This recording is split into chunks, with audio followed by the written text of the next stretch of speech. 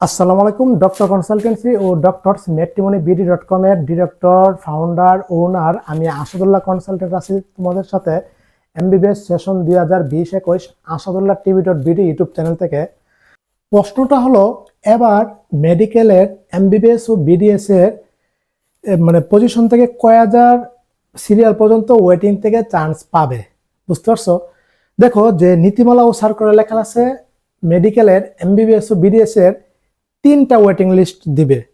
একটা, দুইটা, তিনটা মাইগ্রেশন ও ওয়েটিং লিস্ট প্রকাশিত হবে সময়ের ব্যবধানে।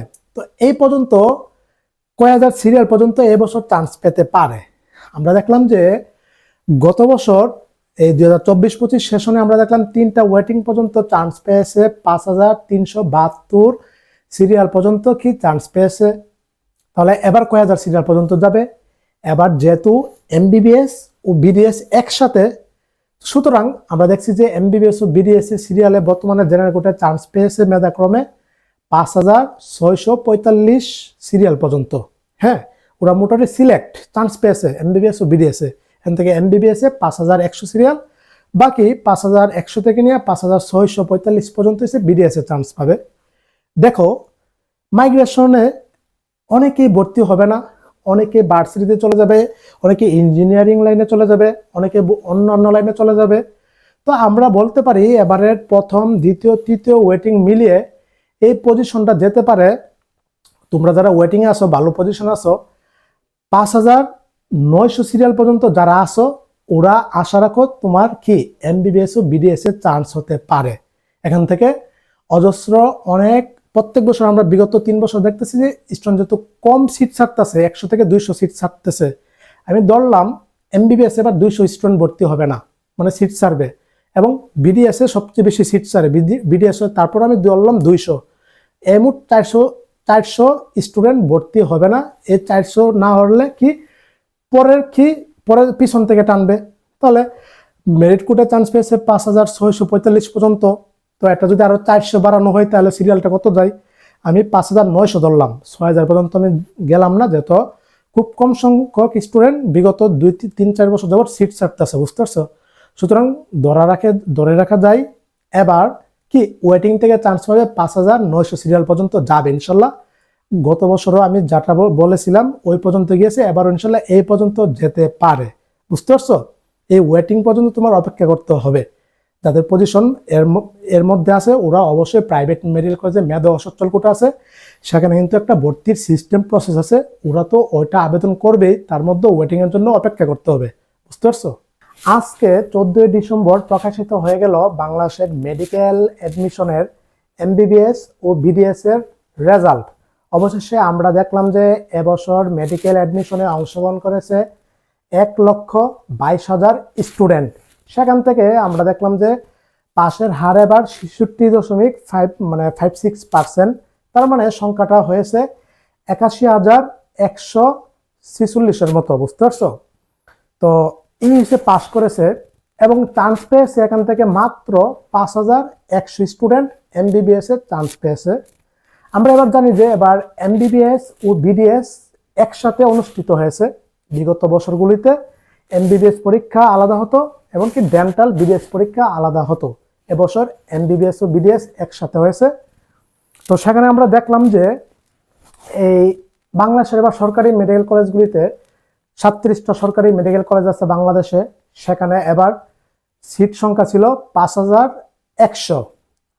তো এই 5100 সিটের রয়েছে এমবিবিএসদের জন্য। আর এবার কিন্তু মুক্তিযুদ্ধ কোটা নাই। বিগত বছরগুলিতে মুক্তিযুদ্ধ কোটা ছিল, তখন সিট ছিল 5382টা সিট। হ্যাঁ, তো এবার মুক্তিযুদ্ধ কোটা বাদ, তার মধ্যে এবার জাতীয় মেধা কোটায় রিয়েল পক্ষে চান্স পেয়েছে এই 5100 স্টুডেন্ট। তার মধ্যে বিডিএস মানে ডেন্টালের সিট আছে 545টা। তার মানে এই 545 জন স্টুডেন্টও কি চান্স পেয়েছে। তার মানে জাতীয় মেধা কোটায় এবার এমবিবিএস ও বিডিএস এ চান্স পেয়েছে 5645 জন স্টুডেন্ট। তার মানে 5645 পজিশন পর্যন্ত যারা আছে ওরা কি মূলত মেডিকেলে ও বিডিএস এ ডেন্টালে চান্স পেয়েছে।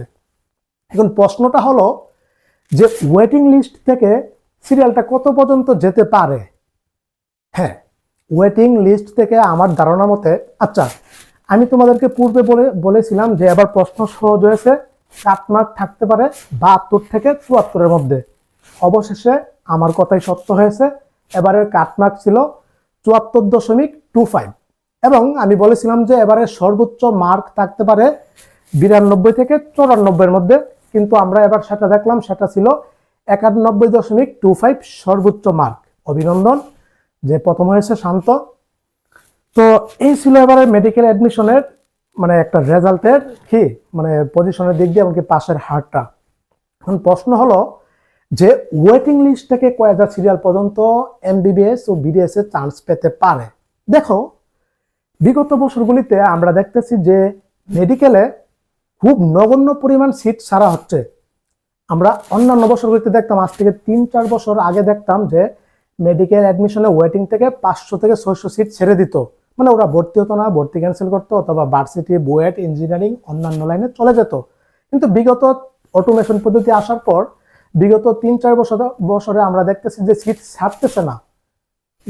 গত বছরের উদাহরণ যদি তোমাদেরকে দেওয়া হয়, গত বছর ওয়েটিং লিস্ট থেকে সর্বশেষ চান্স পেয়েছে 5372 পর্যন্ত। হ্যাঁ, এই 5373, 5374 স্টুডেন্টও আমার স্টুডেন্ট। ওরা অবশ্যই এখন কি পাবলিক মানে প্রাইভেট ইউনিভার্সিটিতে ভর্তি হয়েছে। দেখো যে গত বছর কি মুক্তিযুদ্ধ কোটা নিয়ে একটা ঝামেলা ছিল, অনেক ইস্যু ছিল। দেখো গত বছর সিট ছিল 5372টা, তার মধ্যে কোটা মোটা মিলে টিলে এমনকি অন্যান্য যত পার্বত্য অঞ্চলের সিটগুলি আছে এগুলি মিলে এই পর্যন্ত গেছে সিট ছিল। কিন্তু মেধা কোটায় মেরিট কোটায় চান্স পেয়েছে কিন্তু 5100 জনই। তো যাও, তো এবার ওয়েটিং থেকে চান্স পেতে পারে আমার আইডিয়া মতে 5645 পর্যন্ত হয়েছে এমবিবিএস বিডিএস এ চান্স পেয়েছে। এখান থেকে 5100 জন হচ্ছে এমবিবিএস এ সরাসরি চান্স পেয়েছে। 5100 থেকে মানে 5645 পর্যন্ত যারা আছে ওরা হচ্ছে বিডিএস এ চান্স পাবে, বুঝতে পারছো? এখন মোট হিসাবটা যদি হিসাব করতে যাই তাহলে আমরা দেখবো যে এবার 5700 কি 800 পর্যন্ত ওয়েটিং যেতে পারে। তবে আমার ধারণা মতে এবার এমবিবিএস এ 5900 সিরিয়াল পর্যন্ত যারা আছো ওরাও কি চান্স পাওয়ার সম্ভাবনা আছে, এমবিবিএস ও বিডিএস মিলে, বুঝতে পারছো? দেখো, এমবিবিএস থেকে অনেকেই ভর্তি হবে না। আবার ধরো এই সংখ্যাটা আমি ধরে রাখলাম, আপাতত 200 ধরে রাখলাম, বুঝতে পারছো? এবং বিডিএস থেকেও অনেকে কি ভর্তি হবে না। বিডিএস এ কিন্তু অনেকে বিডিএস এর সিট আছে 545টা। আমরা এবার যদি দেখি যে বিডিএস এ কয় হাজার সিরিয়াল পর্যন্ত চান্স পেয়েছে, গত বছরের হিসাবটা যদি দেখি বিডিএস এ চান্স পেয়েছে 545 পর্যন্ত সিরিয়াল ছিল, মানে সিট ছিল। আমরা এটা দেখলাম যে 795 পর্যন্ত গিয়েছিল। যে বিডিএস এ গত বছর সিরিয়াল ছিল 795, ও কিন্তু বিডিএস এ চান্স পেয়েছিল, বুঝতে পারছো? তার মানে সিট আছে 545টা, তো এটা গিয়েছে কি 795 পর্যন্ত, তার মানে 250-র মতো কিন্তু সিট এখানে কি মানে পিছন থেকেও চান্স পেয়েছে। তো আমি ধরলাম যে এমবিবিএস এ 200 স্টুডেন্ট ভর্তি হবে না। অনেকে এখান থেকে ইঞ্জিনিয়ারিং এ চলে যাবে, অনেকে ভার্সিটিতে চলে যাবে, অনেকে ভর্তি হবে না অথবা অন্যান্য লাইনে চলে যাবে, এফএমসিতে চলে যাবে, কৃষি গুচ্ছতে চলে যাবে, গুচ্ছ ইউনিভার্সিটিতে চলে যাবে, ঢাকা ভার্সিটিতে চলে যাবে। এভাবে 200 ধরা যায়। বিগত বছরগুলিতে আমরা দেখতেছি যে 200-র মতো 100 থেকে 200 মতো সিট ছাড়া হচ্ছে। তার মানে এটা যদি আমরা হিসাব করি এবং বিডিএস থেকে যদি আমরা হিসাব করি যে 200 জন ভর্তি হবে না, অনেকেই বিডিএসটা পছন্দ করে না এমনকি চান্স হওয়ার পরে ভর্তি হয় না। তো এই মোট 400, এটা যদি আমি স্পেসিফিক বলতে যাই তাহলে আমি এমবিবিএস ও বিডিএস থেকে আমি ধরলাম যে 300 স্টুডেন্ট ভর্তি হবে না। তো 300 স্টুডেন্ট আরো সামনে যদি বাড়ানো হয় 5645, এদিক দিয়ে আরো 300 বাড়াও, 5700, 800, 900, 5900 পর্যন্ত আমার হিসাব মতে 5900 সিরিয়াল পর্যন্ত যারা আছো ওরা বিশ্বাস রাখো ইনশাল্লাহ তোমাদের ওয়েটিং থেকে কি সরকারি মেডিকেল ও সরকারি ডেন্টাল ইউনিট ও কলেজে ইনশাল্লাহ চান্স হবে, বুঝতে পারছো? এটা আপাতত শিওর থাকো তোমরা ইনশাল্লাহ। তো এবার যেহেতু এমবিবিএস বিডিএস একসাথে হয়েছে এই জন্য হিসাবটা একটু কষ্টকর হয়ে যাচ্ছে। তো এখন তোমরা যারা আজকে অলরেডি কয়েকশো ফোনে এসে পড়েছে বিকাল থেকে নিয়ে রাত্রি পর্যন্ত আমার কাছে পুরা বাংলাদেশ থেকে, যে একজনে ফোন দিয়েছে ওর সিরিয়াল হচ্ছে 5,600, আরেকজন ফোন দিয়েছে ওর সিরিয়াল হচ্ছে 5,716 পর্যন্ত। ওদের কিন্তু মোটামুটি কি সরকারিতে মেডিকেল অথবা বিডিএস মানে বিডিএস ডেন্টালে কিন্তু ওদের হয়ে যাবে, এমবিবিএস বা বিডিএস কিন্তু ওরা ওয়েটিং থেকে চান্স পেয়ে যাবে ইনশাল্লাহ, বুঝতে পারছো? এখন প্রশ্নটা হলো যে অনেকে বিডিএস এ পড়তে চায় না। আমার একটা স্টুডেন্ট বলল যে ভাই আমার ডেন্টাল সরকারি ডেন্টাল হলো আমি এটা পড়বো না, কিন্তু এই যে 5,000 কি 5,645 পর্যন্ত চান্স পেয়েছি মেরিট কোটায়, বুঝতে পারছো? মানে বিডিএস আর এমবিবিএস সহ। এখন এই পজিশন থেকে 600 থেকে নিয়ে 5,000 থেকে নিয়ে 10,000 সিরিয়ার মধ্যে যারা আছে ওরা প্রাইভেট মেডিকেল কলেজে মেধা ও অসচ্ছল কোটায় ফ্রিতে পড়তে পারবে, বুঝতে পারছো? এখানে কি মেধা ও অসচ্ছল কোটার জিনিসটা কি এটা বিস্তারিত আমি এটা নিয়ে আমি কন্টেন্ট দিব। দেখো গত বছর আমার যারা স্টুডেন্ট ছিল প্রায় 305% সিটে মেধা ও অসচ্ছল কোটায় প্রাইভেট মেডিকেল কলেজে সিট আছে 300। আমরা জানি যে বাংলাদেশে কি প্রাইভেট মেডিকেল কলেজ আছে 67টা মেডিকেল কলেজে সিট আছে 6,001টি। এখান থেকে 300 স্টুডেন্ট এসে ফ্রিতে পড়তে পারবে মেধা অসচ্ছল কোটায়। এই মেধা অসচ্ছল কোটায় এখানে অনেক ইস্যু আছে, অনেক কারণ আছে, অনেক ক্রাইটেরিয়া আছে, বুঝতে পারছো? এখানে শুধু তুমি অসচ্ছল থাকলে হবে না, আবার তোমার মেধা আছে কিন্তু তুমি সচ্ছল এটা হবে না। এখানে অসচ্ছলও লাগবে, মানে আবার হচ্ছে তোমার মেধাও লাগবে, এমনি তোমার যোগ্যতাগুলি পূরণ করা লাগবে, বুঝতে পারছো? থাকা লাগবে। এই প্রসেসটা অনেক জটিল, এটা নিয়ে আমি কাজ করি, এটা নিয়ে আমার অনেক ধারণা আছে, একটা বড় মারাত্মক পর্যায়ে আমাদের একটা জ্ঞান আছে, ধারণা আছে, দক্ষতা আছে, অভিজ্ঞতা আছে। গত বছর এভাবে 200 জনকে কিন্তু আমি মেধা অসচ্ছল কোটায় পড়ানোর ব্যবস্থা করে দিয়েছি, বুঝতে পারছো? তো এবারও নিয়োগ করেছি সম্পূর্ণ পরামর্শ গাইডলাইন আমি করে তোমাদেরকে পড়ার সুযোগটা করে দেবো ইনশাল্লাহ। অলরেডি কিন্তু 10-15 জনের মতো যোগাযোগ করে ফেলছে, ওদের পজিশনও ভালো। কিভাবে আবেদন করতে হবে, কিভাবে তোমার এই কি কি কাগজগুলি তোমার তৈরি করতে হবে, নোটারি, প্রত্যয়নপত্র, তারপর হচ্ছে তোমার টিসিবি কার্ড, বিজিডিএফ কার্ড, তারপর হচ্ছে তোমার এই অসচ্ছল দরিদ্রতার প্রত্যয়নপত্র, তারপর তোমার মা বাবা যেখানে চাকরি করে ওদের প্রত্যয়নপত্র, তারপর হচ্ছে আইনজীবীদের নোটারি, এখানে অনেক ইস্যু আছে, অনেক কারণ আছে, এগুলো তোমার কাছে এগুলো নিয়ে পরবর্তীতে আমি আলোচনা করব। তো যারা প্রাইভেট মেডিকেল কলেজে মেধা অসচ্ছল কোটায় ভর্তি হতে চাও আমার সাথে যোগাযোগ করতে পারো, হেল্প করবো সর্বাত্মক পরিমাণ তোমাদেরকে চান্স পাওয়ার জন্য। তবে এবার মেধা অসচ্ছল কোটার জন্য সেফ জোন কত? সেফ জোন হচ্ছে 6,000 সিরিয়াল, মানে 5,500 সিরিয়াল থেকে মানে 5,500 এমবিবিএস 5,100 পর্যন্ত এমবিবিএস এর চান্স পাবে। এখান থেকে ওয়েটিং টাইম না 5,200-300 পর্যন্ত যাবে এমবিবিএস, আর বিডিএস এ ধরো 5,900 পর্যন্ত যাবে। তার মানে 6,000 থেকে নিয়ে, অর্থাৎ আমি ধরলাম 5,500 থেকে নিয়ে 10,000 সিরিয়ার মধ্যে যারা আসো ওরা মেধা অসচ্ছল কোটায় চান্স পাবা। এখন প্রশ্নটা হলো এই যে এখানে এই যে 5,500 থেকে নিয়ে 10,000-এর মধ্যে সিরিয়াল আছে, স্টুডেন্ট আছে 4,500 থেকে 5,000 স্টুডেন্ট, কিন্তু সিট আছে 300, চান্স কারা পাবে? এখানে মেন খেলাটা খেলা হয়। অনলাইন থেকে সিলেকশন করা হয়, অফলাইন থেকে ভাইভা বোর্ডও সিলেকশন করা হয়। অনেকে হাজার শত স্টুডেন্ট অনলাইন থেকে বাতিল হয়ে যাবে, অনেকে আবার অফলাইন থেকেও কি এক একটা মেডিকেল কলেজে 20 জন করে ডাক পাবে, সেখান থেকে চান্স পাবে মাত্র 5 জন, বুঝতে পারছো? যে সব মেডিকেল কলেজগুলোতে 100টা সিট আছে। তো এটা অনেক হিসাব নিকাশ। এবার সম্পূর্ণ আমি এই বিষয় নিয়ে কাজ করবো ইনশাল্লাহ। আগামীকাল আমি ঢাকা ইউনিভার্সিটিতে অবস্থান করব, সেখানে পুরো বাংলাদেশ থেকে আমার অনেক স্টুডেন্ট যারা ভালো পজিশন এমনকি মেধা অসচ্ছল করে ভর্তি হতে চাই আমার পরামর্শ নিবে, কনসাল্ট নিবে, এমনকি আমি ওদের একটা সম্পূর্ণ গাইডলাইন করব, এমনকি আমি সম্পূর্ণ প্রসেসটা ওদেরকে কাউন্সিলিং করব। তাছাড়া যারা জেনারেল কোটায় ভর্তি হতে চাও, যেহেতু আমি একটা কনসালটেন্সি চালাই, নিয়ন্ত্রণ করি, ফরেনার স্টুডেন্ট নিয়ে কাজ করি, তো এবার আমি জেনারেল কোটায় বিভিন্ন মেডিকেল কলেজে তোমাকে আমি সর্বাত্মক পরিমাণ সুযোগ সুবিধা দিয়ে ভর্তি করে দিতে পারবো, কিস্তিটা বাড়িয়ে দিতে পারবো, টাকা কিছু কমে দিতে পারবো। প্রাইভেট মেডিকেল কলেজে ভর্তি ফি হচ্ছে 21,24,000 টাকা ইন্টার্নি ফি সহ। এখানে 19,44,000 টাকা হচ্ছে ভর্তি ফি, 1,80,000 টাকা হচ্ছে কি ইন্টার্নি ফি, মোট 21,24,000 টাকা ভর্তি ফি, এমনকি টিউশন ফি 10,000 টাকা করে, থাকা খাওয়া আরো যাবে তোমার 8-10,000।